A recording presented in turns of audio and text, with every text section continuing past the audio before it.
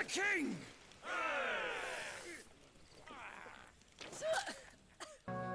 After all the dust has settled, let's talk about the Final Fantasy 16. Let's make it clear, I love the Final Fantasy series. My first one was 8, at which I got stuck at one particular section by lack of English and not having the internet to find the hints of playthrough.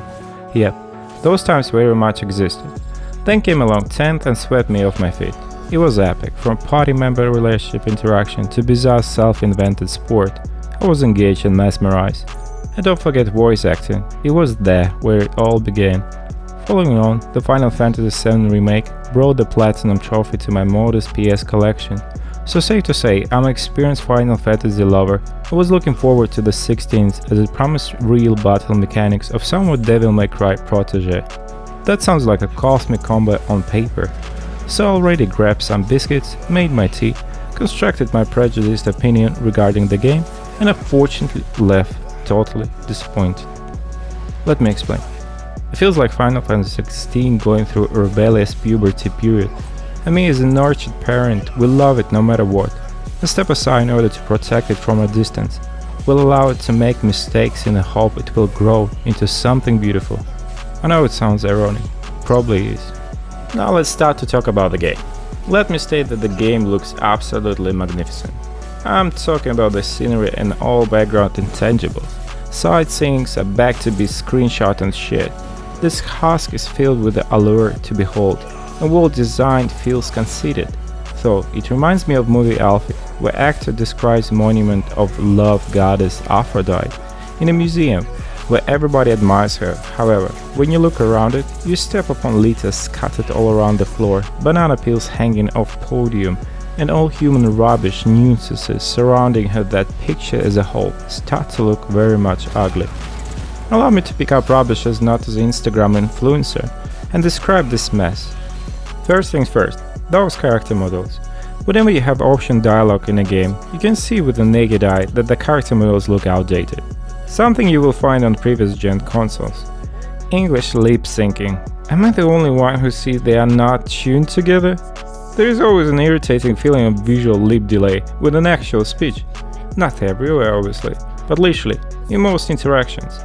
Also, I live in the UK, disregard my accent, and nothing wrong with the flair British dialects. I love variety. However, it feels commonly pretentious, not natural, and out of place. I get it. The game strives for a medieval atmosphere, but the only one I trust to believe is Clive, our main protagonist. All credit to voice actor Ben Starr, who pulls heavy weight of lifting as we never feel cheated and aesthetically pleased. Job done with surgical precision. The rest of the crew, not so much. I will give you an example. Original Sid. Observe character when he speaks. His growling voice of an old man does not align with a middle-aged persona. It is like an experience on Tinder. Does not match. Meaning, she'll be keeping her prisoners together and close by. Including the dominant. So, we find a way into the fortress and conjure a bit of chaos. No one here. Another thing is profanity. Nice change in theory, but so out of place. I just don't buy it. When a character suddenly drops an F-bomb and later recites Shakespeare play. God damn it, Leroy. I fully believe it. Random fuck Clive? Not so much. Everything in game art has its time and place, and Final Fantasy XVI just inserts it without any considerate structure.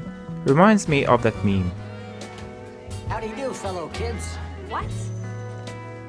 So you got the point. Next thing, I hate side quests in this game.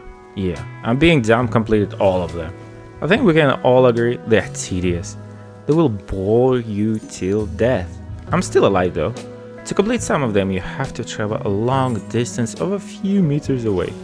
I'm saying, you pick up the task, descend by a nearby ladder, kill a few bot monsters within seconds with no resistance whatsoever, then listen to primitive dialogue by a troubled citizen, and get peanuts. Literally no meaningful reward for your grimmer wasted time. So stifling and at times frustrating. There are some exceptions. For instance, reward being to increase your pouch size, but they are rare, anomalies, and not a rule. I find myself commonly focusing on something else in the background, either music, random shorts, social scrolling, or podcasts while I was completing those side quests. I mean, Ubisoft has a better reward system, and it says a lot. Never ever I dreamed Square Enix will beat them in this aspect of the game. It's just stifling beyond repair. Okay, let's take a deep breath. Not everything is doom and gloom. Suffice to say, the best quality of the game is absolutely unforgettable epic boss encounters. Oh boy, they went all in and did not disappoint. Final Fantasy series were commonly famous for obnoxious boss fights. However, 16th exceeded all expectations. Battles of Dominions always feel massive on a major scale. Turmoil, perilous, and grandiose. Visceral feeling of majestic aura surrounding your play when earth shatters beneath your feet and whole hell breaks loose when you take the form of Ifrit. You literally 100% subdue under imagining battle, and this feeling can be only achieved through art game form with you being in control of Icon and all his limited action. Being a bit passive aggressive here. Perfect way how it is so much better to experience once rather than hearing about it for endless times. And then we land on the ground, reversing the form of mortal human beings and stuttering upon common enemy encounter. So, how is it? Well, long story short, underwhelming. Square Enix did not hide the fact that they are stepping away from the step-by-step battle system in order to succumb under modern gamers' intense need of instant real-time action. I'm not going to compare it to the other real action game battle juggernauts like Devil May Cry or Bayonetta. However, I must say Final Fantasy is limited in its own right. So much so, you only have 6 abilities at any given time deep into the game. They are greatly animated, but if you use them often, which you will, they'll become just a means of your feeling inept. Your sword consists of only one mashing button, and yes, there is magic combo involved, but it does so little damage and is inconsistent, so instead you divert to stick to the simplicity. Though I see a potential, it's a shame we have to wait X amount of years to see it through from other series. Another aspect I love to mention is music. Final Fantasy series were always famous for its almost own genre, distinctive notes and melodies, even back in time with limited technologies. Square Enix managed to create masterpieces within the gaming industry. Here are my favorites.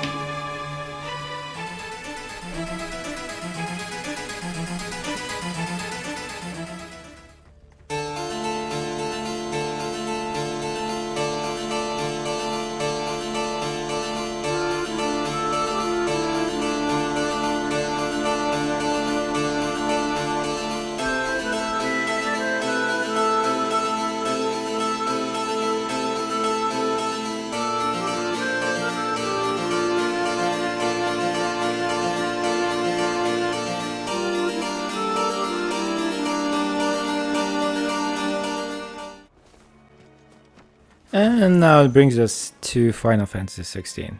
Are they as good as before? Well, they are soothing.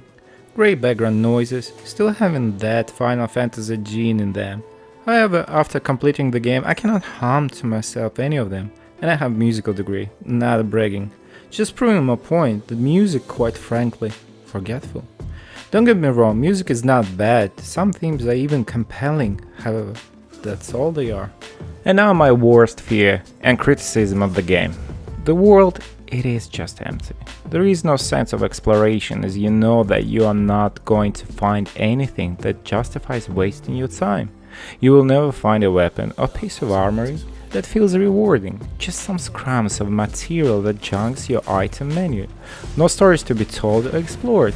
My imagination is not dull, but even I struggle to find meaning to step away from my main quest. It's like walking through an average art gallery. paintings, sculptures might be pretty, but no interaction makes it so hard to dwell or feel connected, which is core of any semi-open half-linear game ever created out there. Also, I must mention water. It's just there, but it feels artificial, and that with no vibrant splashes and zero integration into a game. Move your camera angle fast enough and you will see how fake it is. All my prattling and brainstorm brings me to my main conclusion. With all epic battles, stunning views, soothing music, lack of exploration, limited ability and equipment beyond tedious side quests, never-ending cutscenes, lack of game mechanics, Final Fantasy 16 is a mediocre movie to watch and bad game to play. Please do not fool yourself into the placebo effect. Just because we say something is good, trying to switch our perception and finding one piece of beauty in all ugliness, meaning install endeavor, does not make it true. I still will love it and hope it will grow into something generational within the next series. Meanwhile, I wash my hands and treasure memories I have from the previous series. Thanks for sticking around and listening to me ramble about something I care about. And yeah, if you like the video, please consider to like and subscribe. It literally means the world to me. And the king!